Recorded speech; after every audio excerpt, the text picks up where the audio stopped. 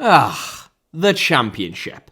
The stupidest league in world football. A division in which everyone loses money, most teams roll the dice and risk their long-term future in a desperate bid for promotion, and at the end of it all, 3 recently relegated teams go up regardless because parachute payments mean that they have a budget 2 to 3 times the size of everyone else.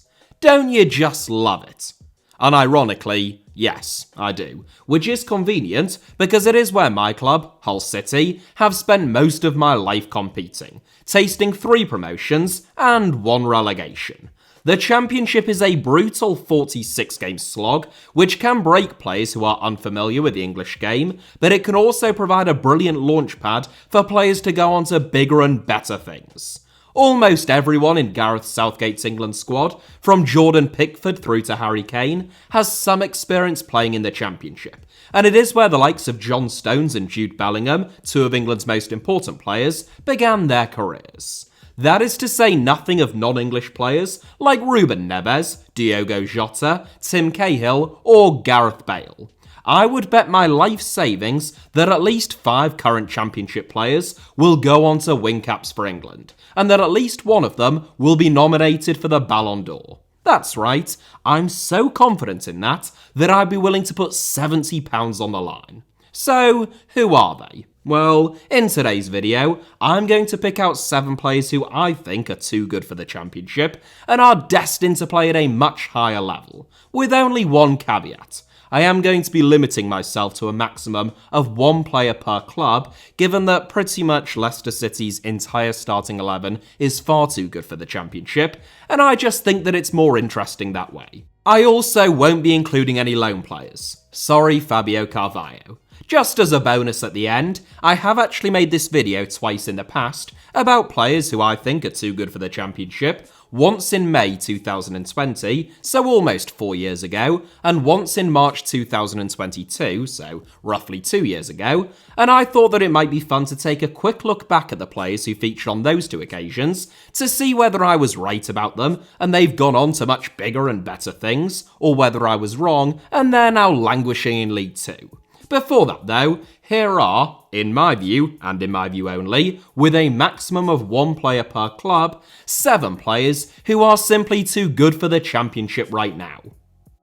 7th, Samy Morsy. A man with an unfortunate set of initials, but I am told absolutely no Nazi leanings.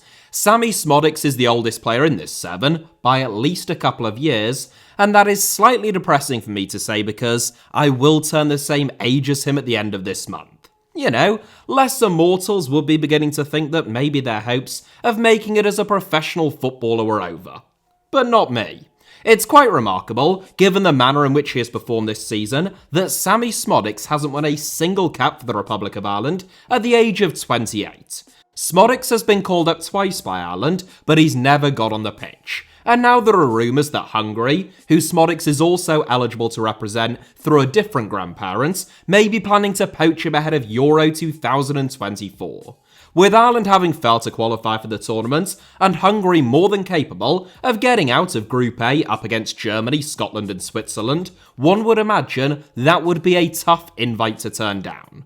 Why Morsy has caught the eye of Hungary's excellent Italian head coach, Marco Rossi, is pretty obvious. One of the outstanding players in the 2nd tier of English football this season, Morsy currently leads the Championship scoring charts with 16 goals in 25 games. Factor in his hat-trick in the FA Cup and a cameo in the EFL Cup in which he failed to score against Cardiff, and Morsy has scored 19 goals in 27 games in all competitions this season, averaging a goal once every 122 minutes. That's incredible output, especially given that Morsy doesn't play as a 9 but as a 10, typically just off Sam Gallagher, or more recently, Semir Talalovic. Industrious, inventive, and so varied in terms of his finishes this season, typically I would be reluctant to include someone like Morsy in a 7 of this ilk, based upon the fact that, aged 28, neither of his 2 previous seasons at Championship level were anywhere near as prolific or as impressive as this one,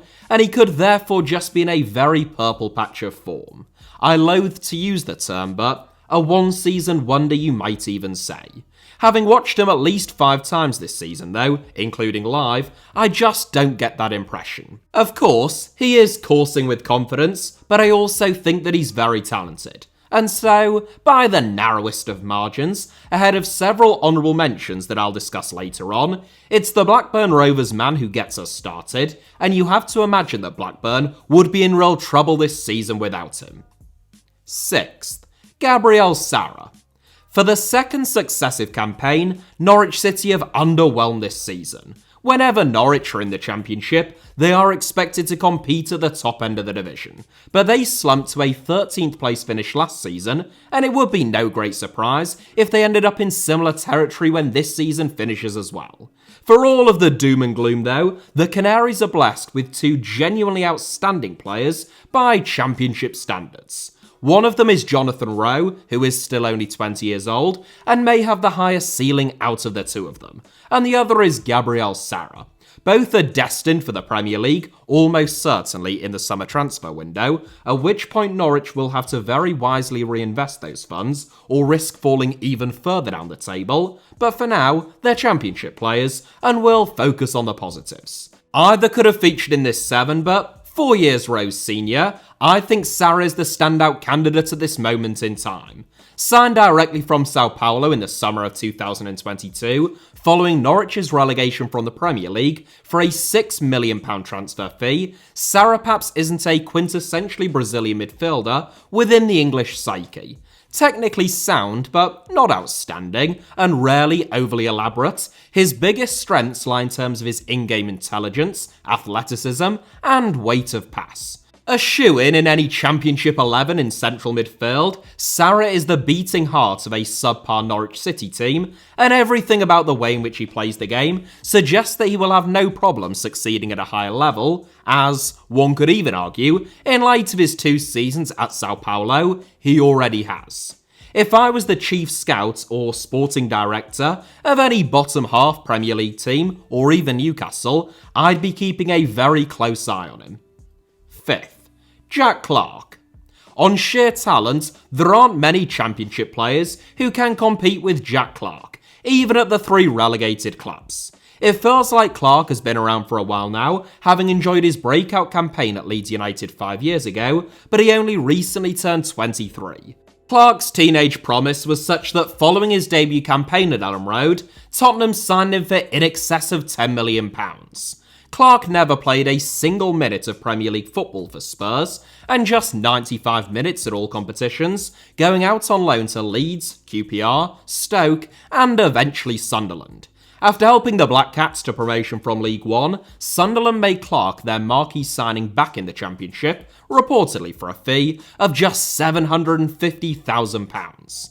That now looks like one of the bargains of the century. Clarke scored 11 goals and made 14 assists as Sunderland reached the Championship playoffs last season, and this season he has proven to be even deadlier in front of goal.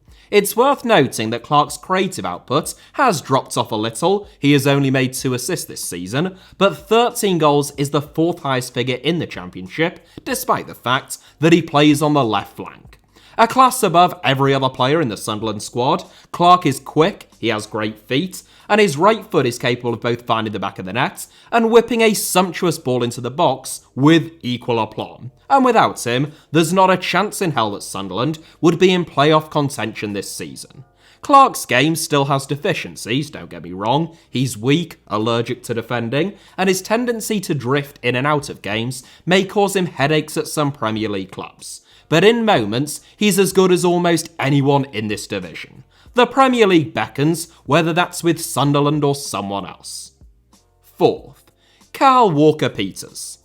It was inevitable that one player each from the 3 relegated clubs was going to feature in this 7, and none of them were straightforward decisions. The most obvious candidate at Southampton is perhaps Adam Armstrong, who has a mightily impressive 25 goal contributions in 27 games so far this season, and if loan players weren't ineligible, 21-year-old Taylor Harwood-Bellis would have to be in with a shout. Ultimately though, I think Kyle Walker-Peters is a Premier League fullback, and a good Premier League fullback at that, in all but name. Indeed, the Southampton man has already played well over 100 games in the Premier League for the Saints and previously his boyhood club Spurs, where he was touted as a potential successor to a famous fullback with a very similar name. In the end, Walker-Peters joined Southampton for £12 million to get more game time, and Tino Livramento's sale last summer, after Southampton were relegated, ensured that he has continued to get it.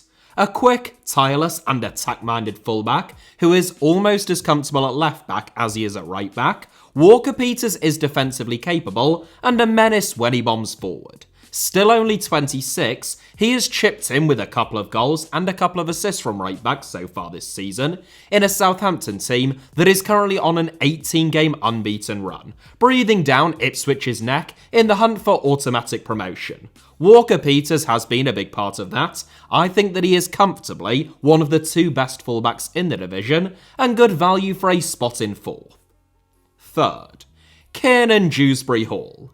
The Leicester City squad looks like a Premier League squad, cost as much as a Premier League squad, and is being paid like a Premier League squad. It is little wonder, therefore, that they are performing like a Premier League squad in the Championship, sitting pretty at the top of the table, with a 10-point cushion on Southampton in third. That a Leicester City player should feature in this 7 was a formality then, but which one? That was a much trickier decision. Just to jog your memory, if you don't follow the Championship, Leicester have Yannick Vestergaard and Wout Faes at centre-back, Ricardo Pereira and James Justin at full-back, Harry Winks and Wilfred Ndidi in midfield, and the likes of Jamie Vardy, Patson Daka, and Kelechi Iheanacho up front. It is an embarrassment of riches, but their standout performer this season, in my view, who is still only 25 years old, has been Kiernan Dewsbury-Hall. On the one hand, you could argue that Dewsbury-Hall has already had 2 seasons of regular first-team football in the Premier League, in which he only made 7 goal contributions in 59 games, so by that logic, how can you say that he's too good for the Championship?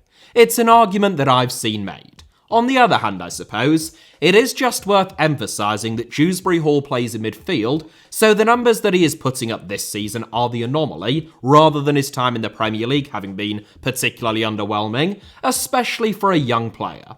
Allowed to flourish in James Maddison's absence, becoming the Fox's star man this season, Dewsbury-Hall has become almost talismanic.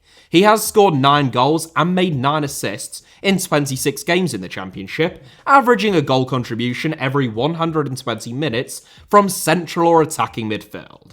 The reality is that Dewsbury-Hall looked too good for the Championship on loan at Luton Town 3 years ago. He looks much too good for the Championship now, and he, and Leicester, won't be in the Championship next season. Second, Georginio Rutter.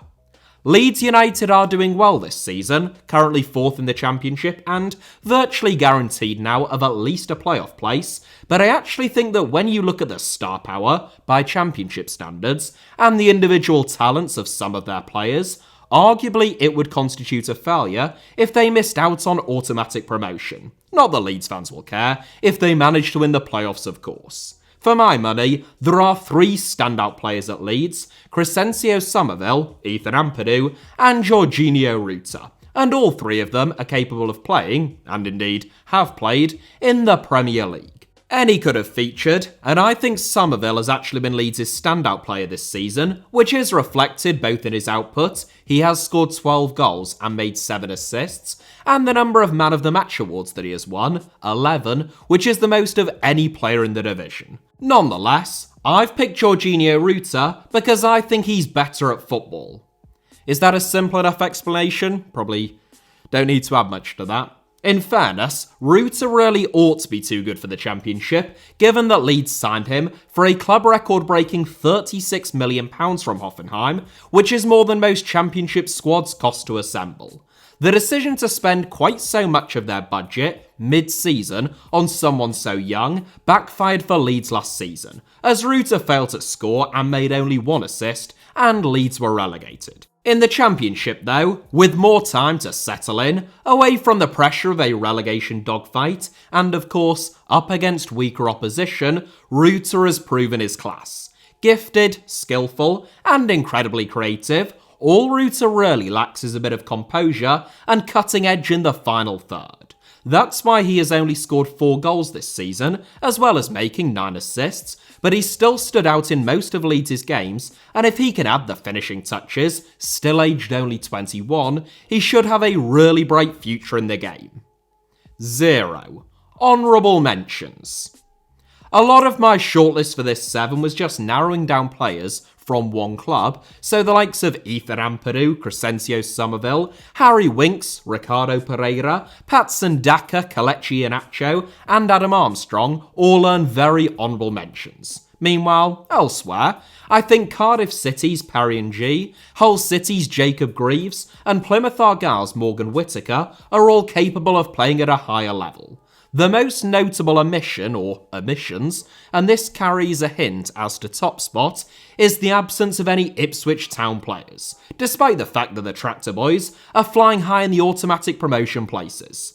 I could understand some disagreements with that, but personally, I think it just speaks volumes about the fact that Ipswich are a team in which the whole is far greater than the sum of its parts. Sam Morsy, Connor Chaplin, and perhaps most notably Leif Davis all made my shortlist, it should be said, but each on their own, I don't think that they are better individuals than any of the 7 who feature, or any more obviously too good for the championship, which is an enormous credit to the job that Kieran McKenna has done.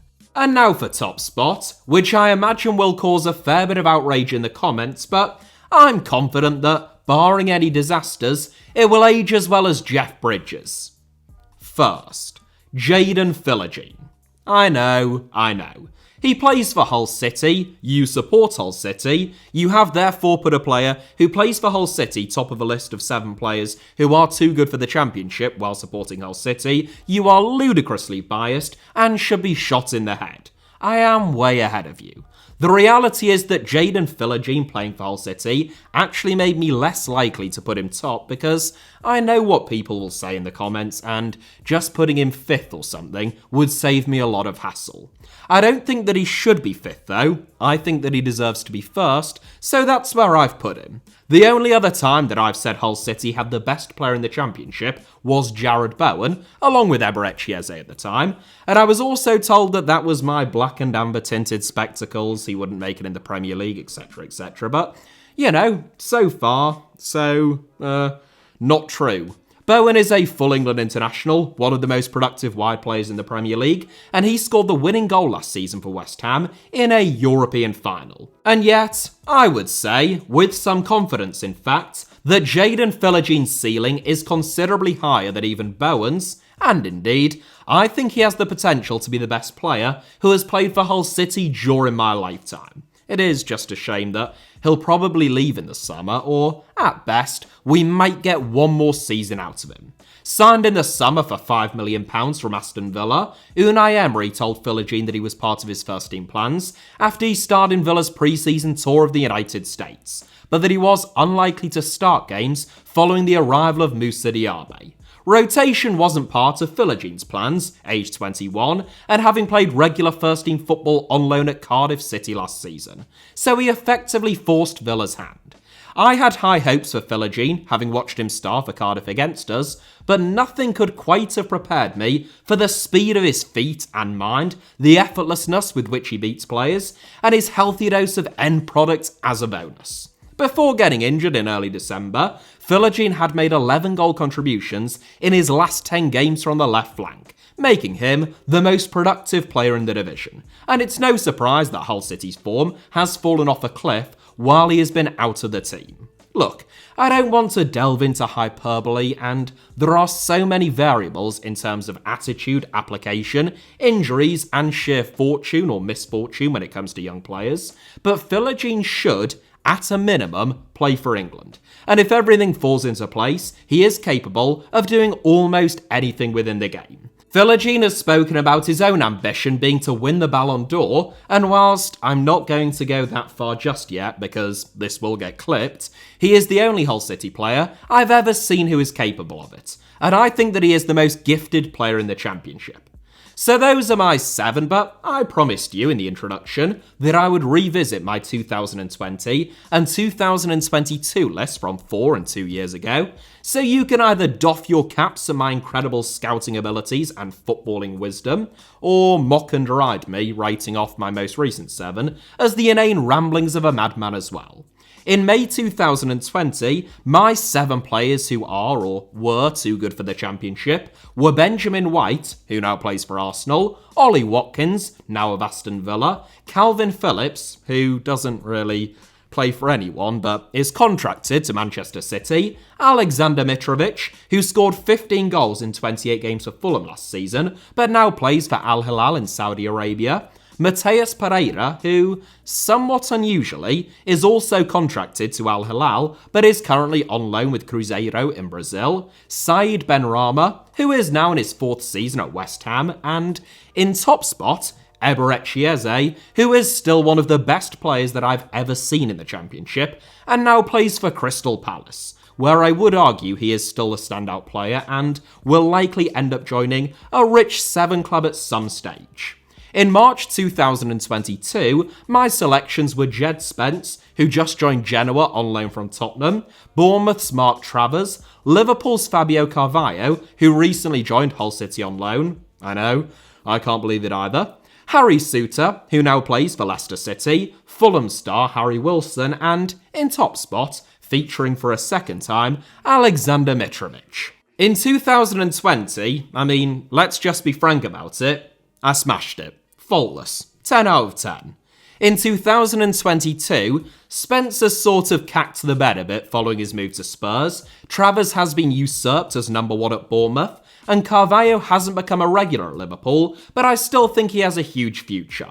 Some of the honourable mentions, notably Morgan Gibbs-White, Dominic Solanke and Brennan Johnson, have probably done better than those 3, so, a bit more of a mixed bag than 2020. That is it for today's video though. Thank you all very much, as ever, for watching. Hit the like button if you enjoyed it. I sincerely hope that was the case. Let me know your thoughts down below in the comments. And of course, it goes without saying, make sure that you are subscribed and have notifications turned on for both this channel, HITC Sevens, and also my second channel, Alfie Potts-Harmer, both of which should be about to appear on your screens now, along with a couple of videos that you might enjoy watching after this one. You can also find me on Twitter, Instagram, or what's the other one? Threads. Never posted on there, but you might as well, via the username at HITC Sevens on all 3, should you wish to do so. And all of those links plus a whole lot more should be down in the video description below. Cheers!